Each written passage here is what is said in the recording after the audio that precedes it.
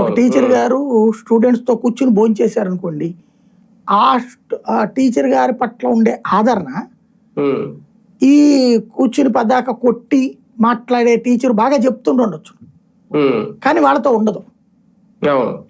అట్లాగే ఇక్కడ స్టాలిన్ పళనిస్వామి వచ్చేటప్పటికి ఆ లెగసీ, జయలలిత లెగసీ పళనిస్వామికి, కరుణానిధి లెగసీ స్టాలిన్కి, స్టాలిన్ లెగసీ ఉదయనిధి స్టాలిన్కి వచ్చింది. అంటే ఓ చుట్టూ మడికట్టు కూర్చుంటారు, వాళ్ళు గీసుకుంటారు గీత. ఆ గీతకి భిన్నంగా జనంలోకి వెళ్తూ సరదాగా మాట్లాడుతుంది ఒక ఐపీఎస్ అధికారి, సింగం లాంటి ఒక ప్రమోట్ అయినటువంటి పబ్లిక్ గా సినిమాలే అతని మీద తీశాడన్నది సోషల్ మీడియా ప్రచారం అతను ఒక హీరోని చేసింది. రాజకీయ హీరోగా కాకుండా యువతరపు హీరోగా అయ్యాడు. రాజకీయ హీరో అయ్యి ఉంటే జనం అందరూ ఓట్లు ఎదురు కదా, యువతరానికి హీరో అయ్యాడు.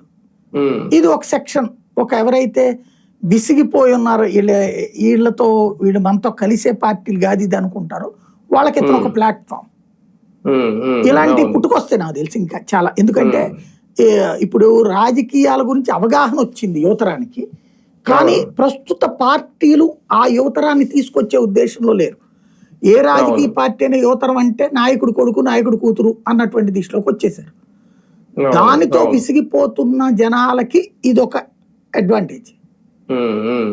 సరే, ఒకటి ఇలాంటి ఆలోచనలు, వి ద లీడర్ ఇలాంటి ఉద్యమాలు, కాన్సెప్ట్లు నిజంగా ఆకట్టుకుంటే చాలా బాగుంటాయి, యువతకి గూజ్ బంప్స్ వస్తాయి. కానీ మీరు ఇందాక చెప్పినట్టు టీవీకే విజయ్ అంటే ఆయన సినిమాల వాళ్ళకి ఫస్ట్ ప్రయారిటీ ఇస్తారు కాబట్టి ఓకే, ఆయన సీఎం అయిపోయాడు, అది వేరే కాన్సెప్ట్. కానీ ఇలాగా ఐపీఎస్ అధికారులుగా వచ్చిన వాళ్ళు, లైక్ మన రాష్ట్రంలో చూసుకుంటే ఆయన లక్ష్మీనారాయణ గారు, ఆయన కూడా ఇలాగే వచ్చారు, మాజీ జేడీ లక్ష్మీనారాయణ.